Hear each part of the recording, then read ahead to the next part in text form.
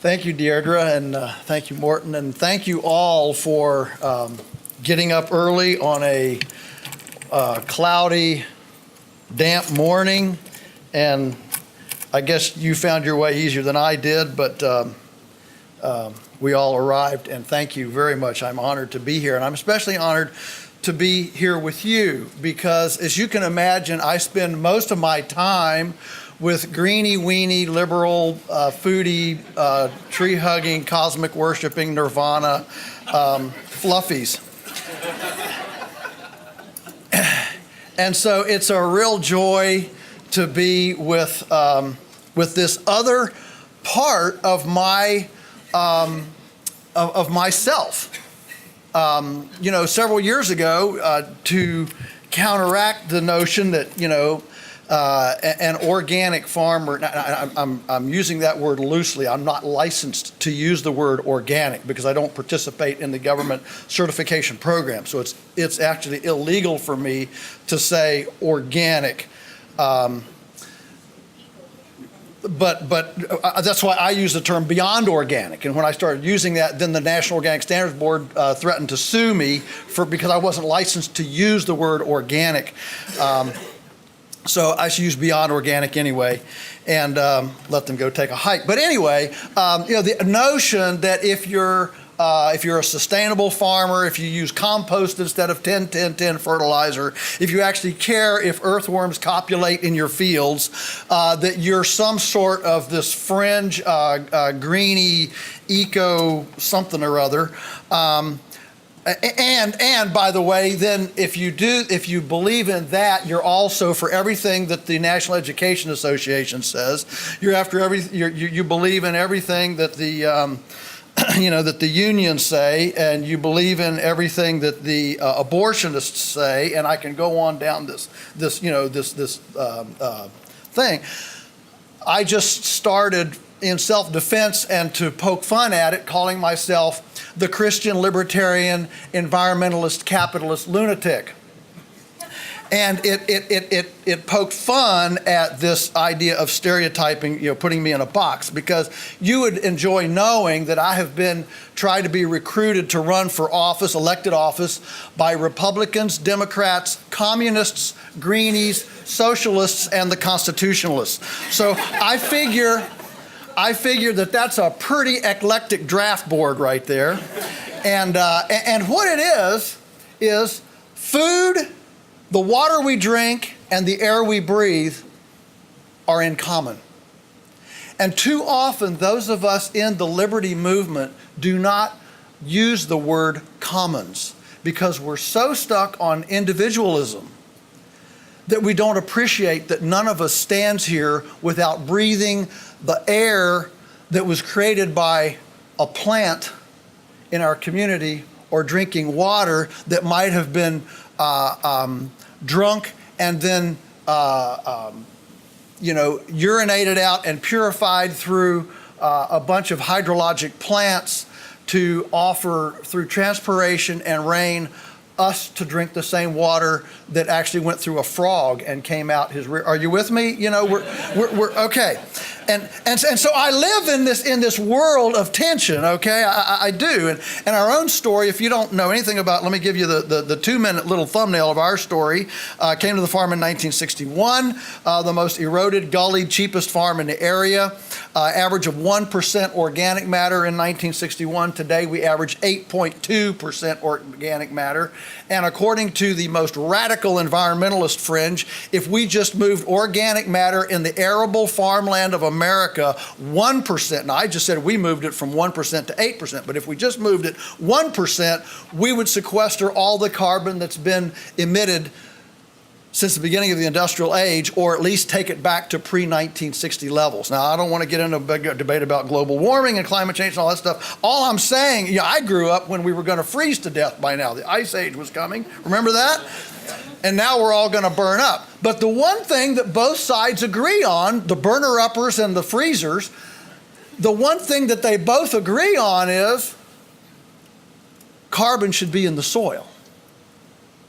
That's where it should be. It should not be in the atmosphere. How do we get carbon in the soil? Well, first of all, we quit tilling. We quit plowing everything up. If you look at permaculture principles, you find very quickly that there is a template for ecological productivity and healing, and it involves, first of all, most plants should be perennial. What is the only thing the farm policy, the U.S. ag policy subsidized? Annuals. So right there, as a culture, we are fighting against nature's template, which is primarily perennials.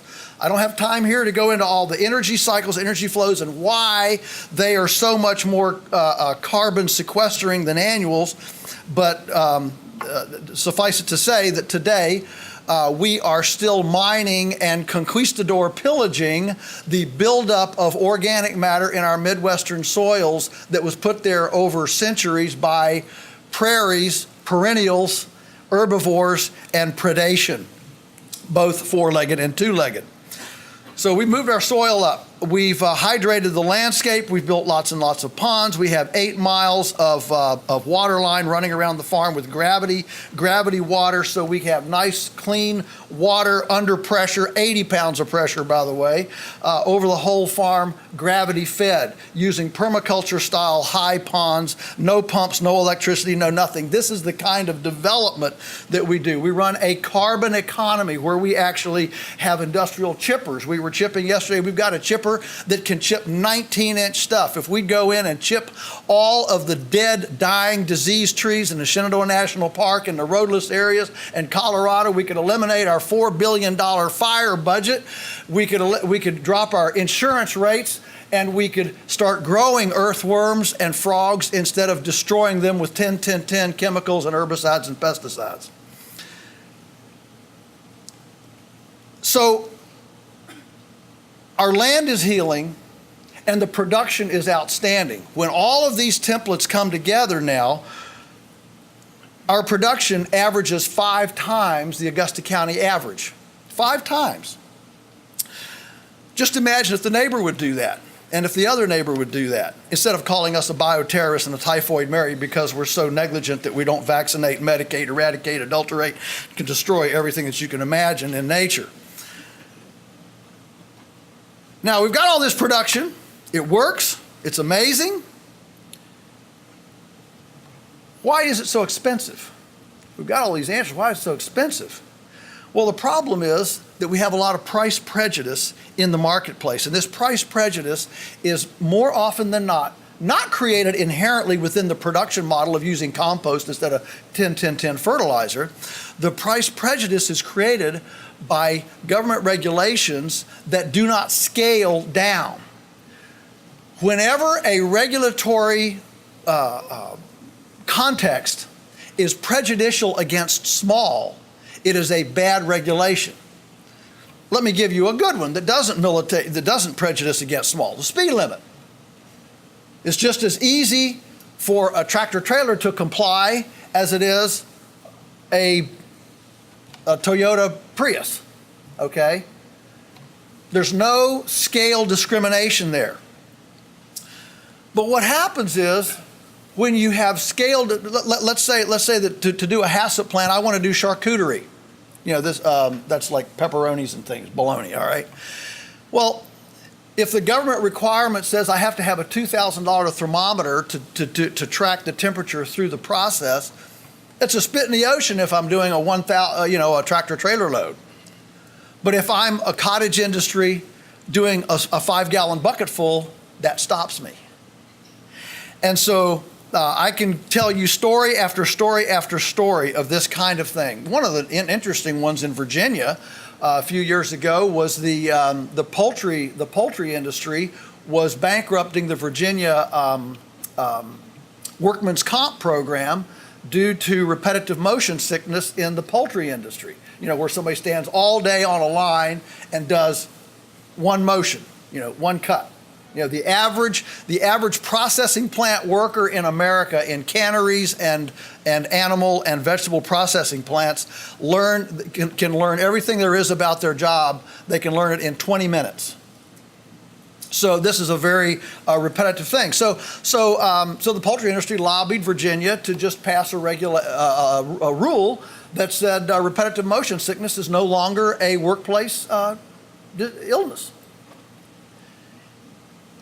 So somebody like us, who actually is cognizant of how do we design a poultry processing facility in which we don't have repetitive motion sickness, we are now at an incredible market disadvantage when we design the system so that we don't have that kind of human disrespect, and we go to the marketplace up against people who have lobbied and concessionized and legitimized dehumanizing workplace structures. Are you with me? And so what happens is every time the government intervenes in the marketplace, there's always a prejudice against truth and a prejudice against innovation and a prejudice against scale. It's scale prejudicial. Last year, our farm chef, she cooks for us in the summer when the interns are there, she wanted to launch entrepreneurially a meat pie business. Now, we have customers. Let me tell you, the growth space right now in the food system is not Campbell's soup, if you're watching stock market reports. It's in integrity convenience, what we jokingly around the farm call, everybody wants polyface Hot Pockets. Okay? Can we get convenience food without having to do anything? Okay? That's the growth place. That's the 8% growth right now in the food industry. And so we have tons of customers. We supply about 5,000 families, 50 restaurants, 10 retail outlets. We have tons of customers who want polyface Hot Pockets, heat and eat, ready, hot pot pies. So Leah said, hey, I'll take that on. I'll do that as my business. So she gets into all the, the little the nuances of it, the licenses, the compliance and all that. We have a wonderful commercial kitchen on the farm called the Health Department Out, looks at it. He says, this is the greatest thing ever. This is wonderful. I don't see any problem here. And as he's walking, he kind of, as a back thought, he says, where's your bathroom? I said, well, 100 yards away is our house. We've got 2.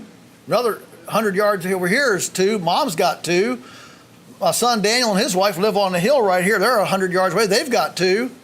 Oh no, got to have a bathroom connected to the kitchen. I said, well, what if we have a chef that doesn't mind, wants to take a break and walk out and get some fresh air as she goes to the bathroom? Nope, it's got to be right next. I said, well, we got a couple porta potties right here. These. No. It's got to be a porcelain.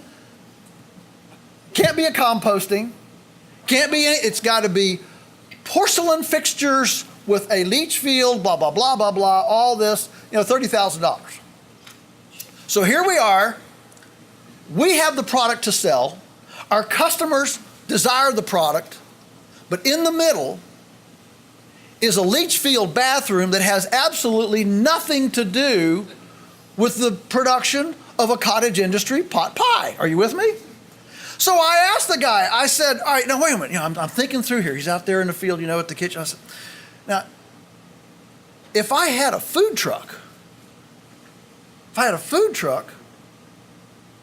wouldn't need a bathroom. He said, absolutely. He said, that's a loophole we're working on.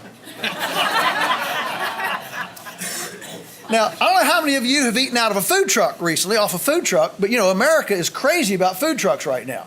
And it's not because suddenly Americans decided, I want my food from a chassis.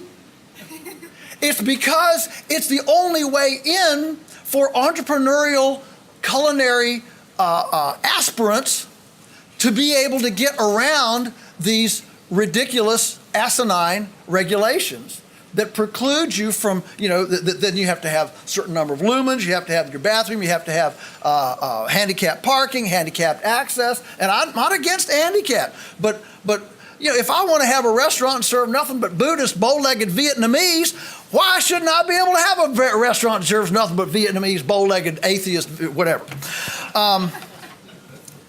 So, I say that when the government gets between my lips and my throat, that's an invasion of privacy. That's what I say. The fact that we can now, feed our kids, 5 Coca-Colas a day, But a glass of raw milk is a hazardous substance shows that there has now become a codified orthodoxy, an orthodoxy of food safety and access to market. This is an orthodoxy. And any outlier, a la Malcolm Gladwell, any outlier that dares to question the orthodoxy becomes a heretic and is marginalized, demonized, and criminalized in our food space. We have lost since Teddy Rooseveltsky, I call him Rooseveltsky because he was a commie, started the Food Safety Inspection Service in 1908 as a result of Upton Sinclair's writing The Jungle. You know, a lot of people don't realize that when Upton Sinclair wrote The Jungle, at that time, 7 large producers controlled 50% of America's meat market. Seven large conglomerates controlled 50% of America's meat market, and they considered that an oligarchy, a monopoly. And those outfits lost 50% of their market within 6 months of The Jungle being published. And everybody started going back to the local butchers. It was the most dramatic relocalization, reconfiguration of the local food, transparent food system that our country had seen. But instead of letting that happen, the big outfits came to Teddy and said, look, we're going to go bankrupt. We need a government agency to give us credibility, a stamp on there. And of course, the consumer advocates were happy to go along. We need security and protection and an umbrella of protection so that we can get credibility with the American consumer again. And of course, being a big governmenter, he was more than happy to oblige, gave us the Food Safety Inspection Service, which now, of course, has grown and grown and grown like these agencies do, to where I can't even make a pot pie on my farm and sell a lady in church who wants my pot pie. You see, I'm a big believer that if I go to the farm as a voluntary consenting adult, and I'm using very powerful words, a voluntary consenting adult, and want to exercise some food choice, as consenting adults, we ought to be able to engage in partnership commerce without a bureaucrat being involved. Many of you may not be aware that Maine has been leading this battle. The little township of Sedgwick, Maine, several years ago passed a food sovereignty law. First one in the country. It's a half a page, and basically it said that in our township, if anybody wants to do private food commerce, you can do it without a bureaucrat being involved. And quickly, 4 more townships passed it. Well, then, of course, that got the hackles of the Maine food police up in a knot.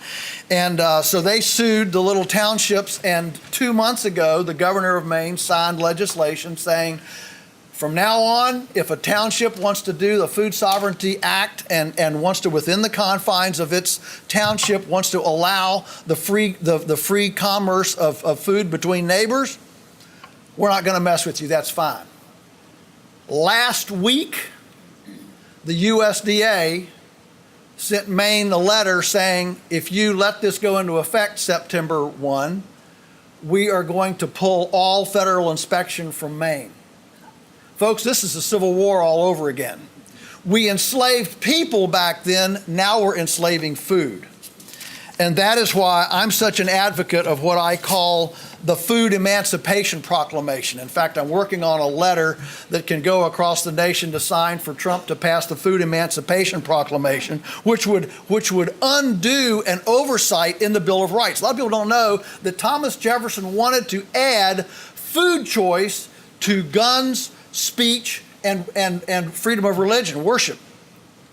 But they said, they laughed at him, said, that's too stupid. I mean, can you imagine a day when a person couldn't go get a glass of raw milk from a neighbor's Jersey cow? I mean, really? Come on, TJ. But today, You can't come to my farm and get a glass of raw milk. And yet you and I are responsible for 3 trillion beings in our microbiome.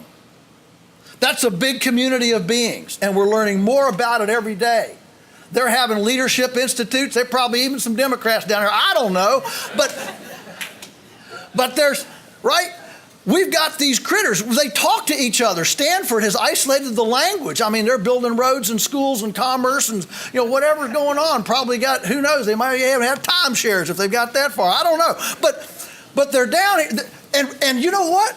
I'm responsible for this 3 trillion member community. And it doesn't know what unpronounceable food and monosodium glutamate. It doesn't want food from a laboratory. I'm with Michael Powell, and he says we probably really shouldn't eat anything that wasn't available before 1900. And that's about right. And we can all be thankful that hot dogs were introduced at the 1890 World's Fair. It just slipped in there. But this Food Emancipation Proclamation would give every citizen of America the freedom to choose the food of their choice from the source of their choice. What good is it to have the right to have guns and worship and speak if we can't choose the energy to feed our internal 3 trillion member community microbiome to give us the energy to go shoot, pray, and preach?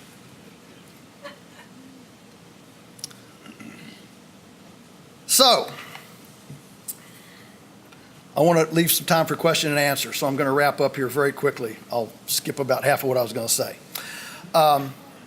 So the deal is that innovation is the antidote, of course, for every malady in a culture. And as we offer liberty, freedom, that is where innovation comes. Why is it that America is so leading the world innovating stuff? I mean being very broad here, everything, okay? Why? Because it came on so fast there weren't any regulations about it. Food is one of the oldest enterprises that we have in our culture. And so it is blessed with the greatest mountain of regulations. And that is why you can't get affordable homemade charcuterie. We hear a lot about food deserts in our urban sectors, food deserts. Everybody's ringing, these poor food deserts. Let me tell you something. The answer for food deserts is not more food banks and not more government programs and social welfare programs. The answer for food banks is food deserts. A lot of times food deserts, are in kind of rundown parts of town where there's some vacant lots and things around. Well, just imagine, let's take a bad case scenario, a minority single mom with 4 kids. And she comes to one of these institutes here, gets all hyped up on entrepreneurism and leadership, says, I'm going to take that vacant lot, plant a garden, have some chickens and rabbits. I'm going to make pot pies for the people in my tenement division and be an entrepreneur. So she goes out, she plants a garden, and she gathers the eggs, and she makes these wonderful quiches and pot pies. And before she can even get the smells out of her kitchen, there's going to be 10 bureaucrats knocking on her door saying, wait a minute, you can't have a business in a residential zone. Oh, you can't. This is a resident. You got to have a commercial studs in the building. This is for, where's your HACCP plan? Where's your thermometer? Where's your fire extinguisher? Where's your OSHA plan? Where's your, and she is shut down. Folks, we have too often allowed ourselves to be the tribe of no, and it is time to message liberty as the antidote for all the maladies of our culture. And the fact is that the antidote to Tyson, the antidote to Monsanto, and some of you might love Monsanto. Listen, I don't understand why GMOs, most of us believe that liberty is okay as long as your fist doesn't hit my nose, right? Well, we've got such a convoluted jurisdictional place in our country right now that when Monsanto makes patented life forms, and that's another whole debate, that you can own life. We used to just own people. Now we own all of life. So they can patent life. and send these life forms that are, of course, to be productive, they have to be promiscuous, to pollinate, right? And so they release them out into the environment. They're life forms, they're beings that would never exist. I mean, nature has a whole pile of barriers to make sure that these things don't exist. And they release them in the environment. It comes into my farm, and these life forms create foreign beings, aliens, on my farm that I don't want. Now, normally, if your bull came over my farm and trampled my rose bushes, I could go to the magistrate, sue out a warrant, and the Commonwealth's attorney would take my case against the neighbor with the bull and say, you got to pay for the guy's rose bushes, right? But in this case, Monsanto can send these aliens over to my farm, give me beings that I have no desire to have, and not only can I not sue them, the courts have now ruled I've got to pay them for the privilege of them stomping my rose bushes. Where's the conservative outcry? Where are the libertarians? Doug Casey came, visited our farm. Some of you may know him, libertarian activist. And he says, of course I'm an earth firster. Earth first, let's use it and then move on to another planet. What a nutcase. And this is the libertarian idea. Folks, we are, like it or not, with our individualism, liberty, and everything else, we are completely dependent on an ecological umbilical. And we better learn how to steward and take care of our nest before we begin exploiting everybody else's. And I'm thankful that we can heal our nest within an economic context that works. Our farm and many others like it have shown that. We don't have to sacrifice the economy for the ecology. We don't have to sacrifice the ecology for the economy. But what it means is that we have to make big changes, not little incremental changes, not cage-free eggs, but pastured eggs. Not organic beef, but grass-finished beef. Perennials, forget the annuals, you see. And I haven't even gotten into the nutrition, the conjugated linoleic acid, the riboflavin, and all the things that make us go nutso because we're not getting the right mineral and enzyme mix for our 3 trillion member microbiome, who didn't grow up and didn't come to exist with corn-fed beef and abused chickens in Tyson chicken houses, breathing fecal particulate with respiratory abrasions, okay? And so, I think my message is, let's be big enough to appreciate that in our love of liberty, and nobody loves liberty as much as I do, in it, we must have a moral compass that puts us in the stewardship driver's seat. And that messaging of stewardship, we should own that, not the fruitcakes out in the radical environmentalism movement. We should own that stewardship message. And we can be the tribe of can. We can do this instead of the tribe of no, can't, stop. And that's what I would encourage us to think about as we message, as we look at positive future outcomes. Thank you for letting me be here. Now may all of your carrots grow long and straight. May your radishes be large and not pithy. May tomato blossom end rot affect your Monsanto neighbors' tomatoes. May the coyotes be struck blind at your pastured chickens. May all of your culinary experiments be delectably palatable. May the rain fall gently on your fields, the wind be always at your back, your children rise and call you blessed. And may we all make our nest a better place than we inherited. Thank you so much.